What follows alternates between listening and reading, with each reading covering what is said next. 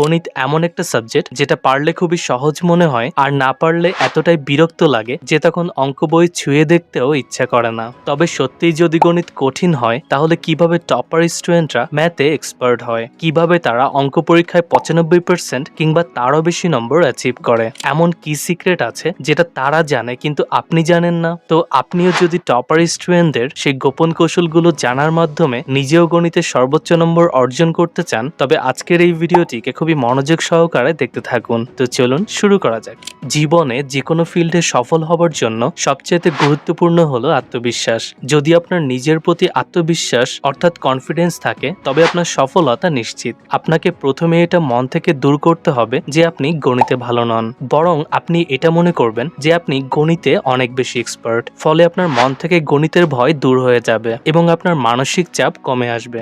বাস্তবে গণিত অন্য সকল সাবজেক্টের চাইতে অনেক বেশি সহজ, কারণ অন্যান্য থিওরি সাবজেক্ট যেমন বাংলা, সমাজ, ধর্ম এসব বই পড়ার সময় আমাদেরকে অনেক টপিক মুখস্থ করতে হয়, কিন্তু ম্যাথ সম্পূর্ণ লজিকের উপর নির্ভর করে। যদি আপনি একটু মাথা খাটিয়ে প্রতিটি অঙ্কের বেসিক প্রিন্সিপাল এবং কনসেপ্টগুলোকে আয়ত্ত করতে পারেন তবে সব অঙ্কই আপনার কাছে সহজ মনে হবে। ফলে পরীক্ষায় যে কোনো অধ্যায় থেকে যতই কঠিন প্রশ্ন আসুক না কেন আপনি সেটি খুব সহজেই সলভ করতে পারবেন। তাছাড়া আপনি যখন যে অধ্যায়ের অঙ্ক করবেন তখন প্রথমেই সেই অধ্যায়ের সূত্রগুলোকে খুব ভালোভাবে আয়ত্ত করে নেবেন। অঙ্ক করার সময় সূত্রগুলোকে কখনোই বই থেকে দেখবেন না, কারণ পরীক্ষার হলে আপনি কিন্তু বই থেকে সূত্র দেখার কোনো সুযোগ পাবেন না। তাই সেগুলোকে আগেই আপনার ব্রেইনে সেভ করে রাখতে হবে।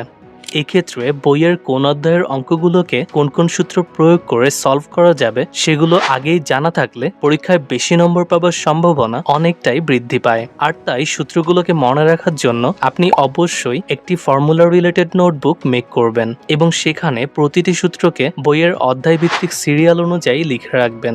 এতে করে ফ্রি টাইমে আপনি এই সূত্রগুলোতে চোখ বোলাতে পারবেন। তাছাড়া পরীক্ষার হলে যাবার আগে আপনি খুব অল্প সময়ের মধ্যে সম্পূর্ণ বইয়ের সূত্রগুলোকে খুব দ্রুত রিভাইজ করতে পারবেন। ফলে তখন আপনার আত্মবিশ্বাস অটোমেটিক্যালি বৃদ্ধি পাবে। এছাড়া স্কুল কিংবা কোচিংয়ে গণিতের কোনো ক্লাস মিস করবেন না।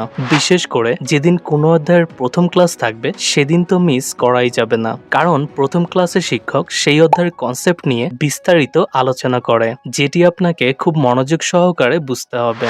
একমাত্র তবেই আপনি সেই অধ্যায়ের অঙ্কগুলোকে খুব ভালোভাবে আয়ত্ত করতে পারবেন, না হলে সেগুলো পরে অনেক বেশি কঠিন মনে হবে। মনে করুন আপনি গাড়ি চালানো শিখতে চান। এখন গাড়ি চালানোর কৌশলগুলোকে মুখস্থ করলেই কি আপনি সেটিকে চালাতে পারবেন? নিশ্চয়ই না। এটিকে চালানোর জন্য আপনাকে অবশ্যই একজন এক্সপার্ট ড্রাইভারের সাহায্য নিয়ে সেটিকে কিছুদিন নিয়মিত চালানোর প্র্যাকটিস করতে হবে।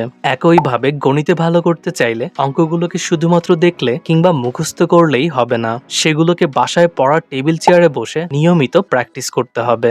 কারণ প্র্যাকটিস না করে আপনি যদি অঙ্ক সলিউশন বুক থেকে দেখেন তখন এগুলোকে দেখতে সহজ মনে হলেও পরীক্ষায় সেই একই অঙ্ক আসলেও আপনি কিন্তু তখন আর সেটি করতে পারবেন না, কারণ নিয়মিত চর্চা করার অভাবে তখন কিছুটা করার পরই দেখবেন আপনার আর সেটি মনে আসছে না। তবে আপনি যদি আগেই এই অঙ্কগুলোকে বাসায় কয়েকবার প্র্যাকটিস করেন সেক্ষেত্রে কিন্তু আপনার আর সেটি ভুল হবে না। ফলে আপনি এক্সামে নম্বর অনেকটাই বেশি পাবেন। তাই প্রতিদিন একটা নির্দিষ্ট সময় নিয়ে অঙ্ক প্র্যাকটিস করার অভ্যাস গড়ে তুলুন।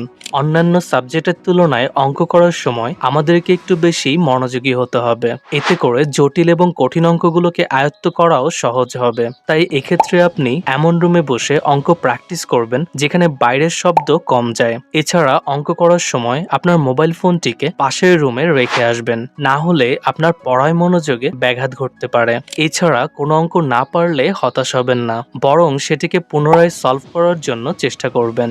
যতক্ষণ পর্যন্ত সেই অঙ্কটি মাথায় না ঢুকবে ততক্ষণ পর্যন্ত সেটিকে করতেই থাকবেন। এক নিয়মে না হলে সেটিকে অন্য নিয়মে করবেন। এইভাবে অঙ্কটি সলভ করার মাধ্যমে আপনার নিজের প্রতি আত্মবিশ্বাস বৃদ্ধি পাবে এবং আরো বেশি বেশি করে অঙ্ক করতে মন চাইবে। এছাড়া স্ক্রিনে থাকা এই ভিডিওটিতে ক্লিক করে আপনি চাইলে পরীক্ষায় বেশি নম্বর পাবার কৌশলগুলোকে দেখতে পারেন।